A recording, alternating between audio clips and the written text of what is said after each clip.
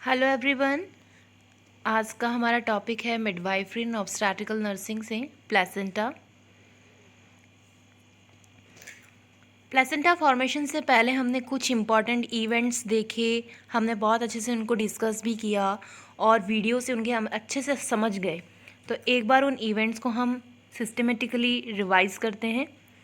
Fertilisation हुआ, then उसके बाद 30 आवर्स बाद यानी कि 30 घंटे बाद 2 सेल स्टेज बनी और 40 से 50 घंटे बाद 4 सेल स्टेज बनी। 72 आवर्स के बाद 12 सेल स्टेज बनी। 96 आवर्स के बाद 16 सेल स्टेज बनी। 5th डे ब्लास्टोसिस्ट का फॉर्मेशन हो गया। फर्टिलाइजेशन के 5वें दिन ब्लास्टोसिस्ट का फॉर्मेशन हो गया। Then 4 to 5 day zona pellucida disappear हो गई। देन 5 to 6 डे ब्लास्टोसिस्ट का अटैचमेंट हो गया एंडोमेट्रियम की सरफेस के साथ। और 6 to 7 डेज में differentiation of syncytiotrophoblast and 10th day synthesis of HCG hormone by syncytiotrophoblast. Then 21 to 22 day foetal heart means feto placenta circulation start हो गया। जो प्लेसेंटा है एक बहुत इंपॉर्टेंट स्ट्रक्चर है। प्लेसेंटा एक कनेक्शन है फीटस और मदर के बीच में, जो कि यूट्राइन वॉल के साथ में अटैचमेंट इसका होता है और एक्सचेंज ऑफ न्यूट्रिएंट्स यहाँ पर प्लेसेंटा के द्वारा ही होता है। डायमीटर की बात करें 15 to 20 सेंटीमीटर प्लेसेंटा का डायमीटर होता है। इसकी थिकनेस सेंटर में 3 सेंटीमीटर थिक होता है और थिन ऑफ टुवर्ड्स एजेस। जैसे जैसे इसके किनारों की तरफ जाएंगे तो इसकी थिकनेस कम होती जाएगी। प्लेसेंटा के वेट की बात की जाए तो ये 500 ग्राम्स का होता है। टेक्सचर इसका स्पंजी होता है और बेबी के वेट में फीटस के वेट से कंपैरिजन करें तो ये 1:6 है। ह्यूमन का प्लेसेंटा डिस्कॉइड है, हीमोकोरियल है और डेसिडुएट है। डिस्कॉइड क्यों है? क्योंकि ये डिस्क शेप्ड है। हीमोकोरियल हमने इसलिए कहा क्योंकि जो मैटरनल और फीटल कंपार्टमेंट के बीच में ब्लड की इंटरमिक्सिंग नहीं होती है, सिर्फ न्यूट्रिएंट्स का एक्सचेंज होता है। डेसिडुएट हमने इसलिए कहा क्योंकि हमने डेसिडुआ किसको बोला था? प्रेग्नेंट एंडोमेट्रियम को कहा था। एंडोमेट्रियम एक मैटरनल टिश्यू है। कुछ मैटरनल टिश्यूज़ जो हैं वो शेड होते हैं पार्चुरेशन के समय, इसलिए इसको हमने डेसिडुएट भी कहा। प्लेसेंटा यूट्राइन वॉल से अटैच्ड रहता है और लगभग 30% एरिया कवर करता है। इस डायग्राम में हम इजीली देख सकते हैं कि जो प्लेसेंटा की आउटर कवरिंग है वो एमनियोन है, देन उसके बाद कोरियोन है। ये 30% एरिया कवर कर रहा है, वॉल ऑफ यूट्रस में अटैच्ड है, अम्बिलिकल कॉर्ड इससे अटैच्ड होती है।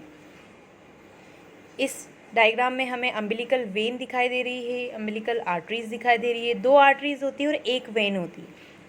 जो वेन है वो ऑक्सीजनेटेड ब्लड सप्लाई करती है, जबकि जो अम्बिलिकल आर्टरी है वो डीऑक्सीजनेटेड ब्लड सप्लाई करती है। अम्बिलिकल कॉर्ड हमें यहाँ पर दिखाई दे रही है। मेन विलस जिसे स्टेम विलाई कहते हैं, हमें यहाँ पर ये स्टेम विलाई दिख रहे हैं। इनसे primary and secondary villi develop होते हैं जो फर्दर न्यूट्रिशन प्रोवाइड करते हैं।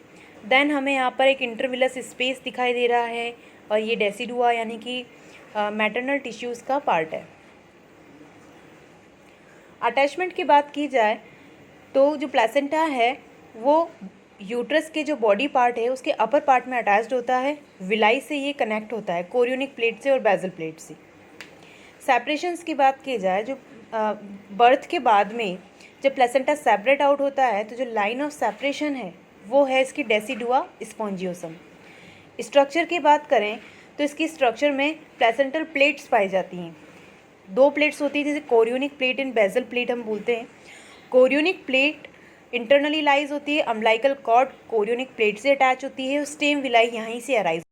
बेजल प्लेट, जो बेजल प्लेट है वो मैटरनल स्पायरल आर्टरीज इस बेजल प्लेट में प्रेजेंट होती है और इन मैटरनल स्पायरल आर्टरीज की वजह से ही मैटरनल ब्लड का फ्लो होता है। इंटरविलस स्पेस के अंदर maternal blood flow basal plate के कारण ही होता है, क्योंकि वहाँ पर मैटरनल स्पायरल आर्टरीज प्रेजेंट होती है।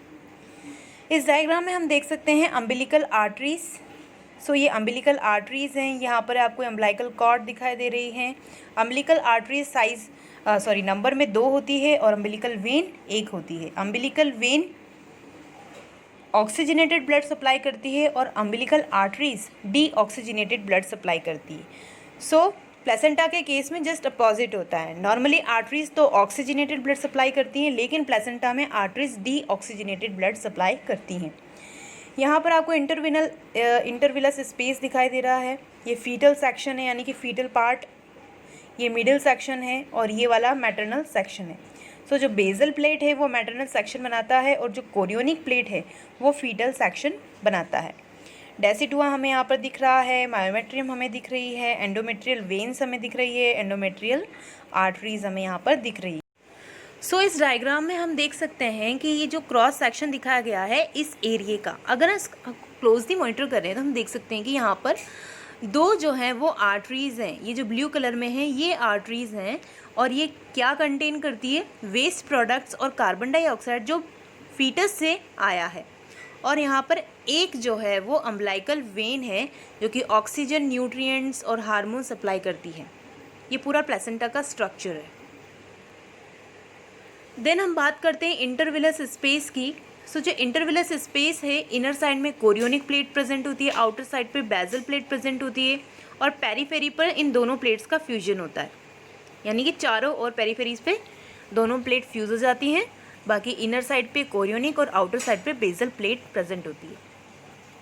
इंटरनली सिंशियल ट्रोफोप्लास्ट लाइन करती है और मैटरनल ब्लड से यहाँ पर फिलिंग होती है, यानी कि मैटरनल ब्लड से ये भरा हुआ रहता है। सिंशियल ट्रोफोप्लास्ट इसको लाइन करती है।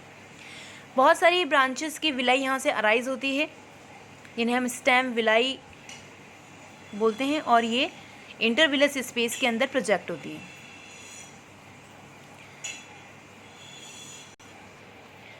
इस डायग्राम में आप देख सकते हैं यहाँ पर अम्बिलिकल आर्टरीज हैं जो कि डी ऑक्सीजनेटेड ब्लड सप्लाई करती हैं। अम्बिलिकल वेन से जो ऑक्सीजनेटेड ब्लड सप्लाई करता है ये अम्बिलिकल कॉर्ड है पूरा, ठीक है। देन उसके बाद में ये पूरा प्लेसेंटा है, ये प्लेसेंटा की कोरियोनिक प्लेट है, ये इंटरविलस स्पेस है और यहाँ से ये मदर से कनेक्ट है। ऑक्सीजनेटेड ब्लड मदर से फ्लो हो रहा है अंदर की ओर और डी ऑक्सीजनेटेड ब्लड फीटस से बाहर की ओर आ रहा है। स्टेम सेल्स और स्टेम विलाई ये कोरियोनिक प्लेट से अराइज होते हैं और बेजल प्लेट तक एक्सटेंड होते हैं। आगे चलकर ये प्राइमरी, सेकेंडरी, टर्शियरी विलाई बनाते हैं और प्लेसेंटा की जो फंक्शनल यूनिट है जिसे हम कॉटिलीडोन्स कहते हैं या प्लेसेंटोम कहते हैं, वो कॉटिलीडोन्स और प्लेसेंटोम स्टेम सेल से ही डिराइव होते हैं। ये जो मेजर स्टेम विलाई है ये नीचे की ओर जाती है और इंटरविलस स्पेस के अंदर जाती है और बेजल प्लेट के साथ में एंकर हो जाती है, कनेक्ट हो जाती है। कुछ विलाई जो है वो एंकरिंग विलाई होती है, यानी कि कनेक्टिंग विलाई होती है, जो कि प्लेसेंटा को डेसिडुआ के साथ कनेक्ट करती है। और मेजॉरिटी ऑफ विलाईज जो है, मतलब बहुत सारी विलाई जो है फ्री रहती है प्लेसेंटा के अंदर, जिनको हम न्यूट्रिटिव विलाई कहते हैं, जो न्यूट्रिशन प्रोवाइड करती है। प्लेसेंटा का डेवलपमेंट मोरूला से और ब्लास्टोसिस्ट से माना जाता है। प्लेसेंटा के अंदर 2 टाइप्स के डिफरेंट सोर्सेज के टिश्यूज़ होते हैं, जिसे मैटरनल टिश्यूज़ जिसे हम कहते हैं।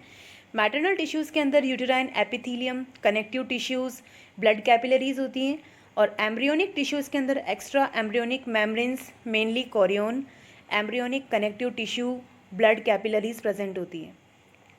प्लेसेंटा जो है वो मदर और फीटस के बीच में कनेक्शन स्टैब्लिश करता है, अम्बिलिकल कॉर्ड इन दोनों को अटैच करती है।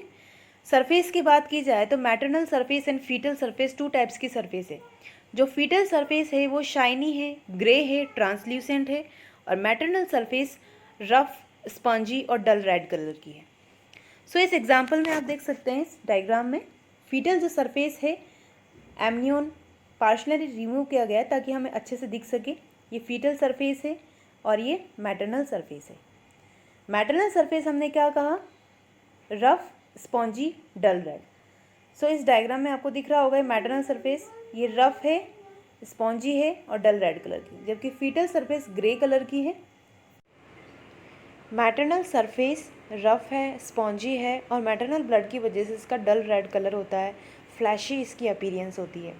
एक thin greyish Shaggy layer present होती है जो कि डेसिडुआ बेसिलस की रेमिनेंट होती है। मैटरनल सरफेस पर 15 to 20 लोब्स पाए जाते हैं जो कि कॉटिलीडोन्स कहलाते हैं और ये बनते हैं कैसे, ये जो स्पॉन्जी टिश्यूज़ हैं उसमें सल्कई या फरोज बन जाते हैं, फिशर्स बन जाते हैं, जिसकी वजह से वो कॉटिलीडोन्स बन जाते हैं। कॉटिलीडोन का जो बेस है वो डेसिडुआ सेला से मिलकर बनता है और फाइब्रिनोइड मटेरियल से मिलकर बनता है। और कॉटिलिडोन्स के जो टिप्स हैं वो फाइब्रोब्लास्ट से इन्वेड हो जाते हैं और फाइब्रोब्लास्ट के पास क्या होती है, विलाइज। तो फाइब्रोब्लास्ट की जो विलाइज हैं वो इन्वेड कर देती हैं कॉटिलिडोन्स के टिप को। नेक्स्ट हम बात करें तो न्यूमरस बहुत सारे यहाँ पर स्मॉल ग्रेश लाइक स्पॉट पाए जाते हैं और ये होते क्यों हैं, क्योंकि यहाँ पर डीजनरेटेड एरियाज़ में कैल्शियम का डिपोजिशन हो जाता है, जिसकी वजह से मैटरनल सरफेस पर बहुत सारे ग्रे स्पॉट्स विजिबल होते हैं।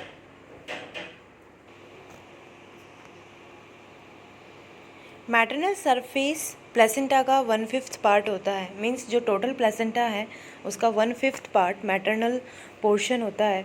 सिर्फ डेसिडुआ बेसालिस और जो ब्लड है इंटरविलस स्पेस के अंदर वो मैटरनल ओरिजिन के होते हैं। फीटल सरफेस स्मूथ है, शाइनी है, ट्रांसपेरेंट है, अम्बिलिकल कॉर्ड इससे अटैच्ड होती है और branches of umbilical vessels are visible beneath the amnion. और फीटल सरफेस जो है वो प्लेसेंटा का 4th-5th पोर्शन बनाता है। बात करें हम डेवलपमेंट ऑफ प्लेसेंटा की, तो सोर्स अगर देखे जाएँ तो 2 टाइप्स के सोर्स हैं, fetal source and maternal source. Fetal source के अंदर chorionic frondosum and maternal source के अंदर डेसिडुआ बेसालिस। इम्प्लांटेशन कंप्लीट होने के बाद 11th डे पर ब्लास्टोसिस्ट सारी तरफ से लैकुनर स्पेसेस से सराउंड हो जाती है, जिन्हें हम अब ट्रेबेकुले कहते हैं। ट्रेबेकुले से स्टेम विलाई डेवलप होते हैं 13 डे पर, जो कि कोरियोनिक प्लेट को बेजल प्लेट से कनेक्ट करते हैं और स्टेम विलाई से ही primary, secondary and tertiary villi develop होती है। 21st डे पर होता क्या है कि जो आर्टेरियो कैपिलरी वीनस सिस्टम डेवलप हो जाता है हर विलाई के अंदर, मतलब 21st डे पर ईच विलाई में आर्टेरियो कैपिलरी वीनस सिस्टम डेवलप हो जाता है। अब इस सिस्टम के डेवलप होने से क्या होता है कि जो इंट्रा एम्ब्रियोनिक वैस्कुलर सिस्टम है वो बॉडी स्टॉल से कनेक्ट हो जाता है, इनके बीच में कनेक्शन इस्टेब्लिश हो जाता है और ये आगे चलकर क्या बनाते हैं, ये आगे चलकर इंटरविलस स्पेस बनाते हैं। बहुत सारे लोब्यूल्स यहाँ पर बन जाते हैं जिनके अंदर मैटरनल ब्लड भर जाता है और ये जो स्पेसेस हैं आगे चलकर इंटरविलस स्पेसेस बनाएंगी। जैसे जैसे एम्ब्रियो ग्रोथ होता है तो डेसिडुआ कैप्सिलारिस थिन हो जाता है 6 वीक तक। कोरियोनिक फ्रंडोसम की बात की जाए तो ये प्लेसेंटा पार्ट ऑफ कोरियोन है और कोरियोनिक लावे मेम्ब्रेन पार्ट ऑफ कोरियोन है। कोरियोन का मेम्ब्रेनस पार्ट जो है वो कोरियोन लावे है और कोरियोन का प्लेसेंटा पार्ट जो बनाएगा वो कोरियोनिक फ्रंडोसम बनाएगा। नेक्स्ट हम बात करते हैं कोरियोनिक फ्रंडोसम और डेसिडुआ बेसालिस दोनों मिलकर डिस्क्रीट प्लेसेंटा बनाते हैं। इसका फॉर्मेशन 6 वीक से स्टार्ट होता है और 12th वीक पर कंप्लीट हो जाता है। 16 वीक के एंड पर प्लेसेंटा थिकनेस के अंदर ग्रोथ करता है और सर्कमफेरेंस में भी ग्रोथ करता है, कोरियोनिक विलाई भी ग्रोथ करती है और इंटरविलस स्पेस जो है उसका एक्सपांशन होता है। फंक्शंस ऑफ प्लेसेंटा की बात की जाए तो exchange of nutrients between mother and fetus, serve as respiratory medium for exchange of oxygen CO2 between embryo and mother. So nutrients का एक्सचेंज करता है मदर और फीटस के बीच में, एक रेस्पिरेटरी मीडियम का काम करता है CO2 और ऑक्सीजन के एक्सचेंज में। नेक्स्ट हम बात करें नाइट्रोजिनस और मेटाबॉलिक वेस्ट प्रोडक्ट्स जो फीटस से आ रहे हैं, फीटस से रिलीज़ हो रहे हैं, उनको मदर के ब्लड में रिलीज़ करता है डिफ्यूजन के प्रोसेस से। नेक्स्ट बात की जाए प्रोजेस्टेरोन का सिक्रेशन करता है प्लेसेंटा और फीटस को सपोर्ट करता है पूरी प्रेगनेंसी के दौरान। रिलैक्सिन हार्मोन जो है वो प्लेसेंटा सिक्रीट करता है जो कि लुब्रिकेट करती है, वाइड करती है बर्थ कैनाल को ताकि ईजिली चाइल्ड बर्थ हो सके। प्लेसेंटल न्यूट्रिएंट एक्सचेंज यहाँ पर एक डायग्राम दिखा रखा है। फीटस से मदर में क्या एक्सचेंज होता है, फीटस से जाएगा नाइट्रोजिनस वेस्ट सब्सटेंस जैसे कि कार्बन डाइऑक्साइड है, यूरिया है, हार्मोन्स है, ये फीटस से मदर में जाते हैं। ठीक है, बात की जाए यहाँ मदर से फीटस में क्या जाता है, सो मदर से फीटस में न्यूट्रिएंट्स जाते हैं, ऑक्सीजन जाती है, एंटीबॉडीज़ जाते हैं, विटामिन्स जाते हैं और वाटर जाता है। Thank you so much. अगर आपको मेरा लेक्चर अच्छा लगा हो तो प्लीज़ इसे लाइक करें, शेयर करें, सब्सक्राइब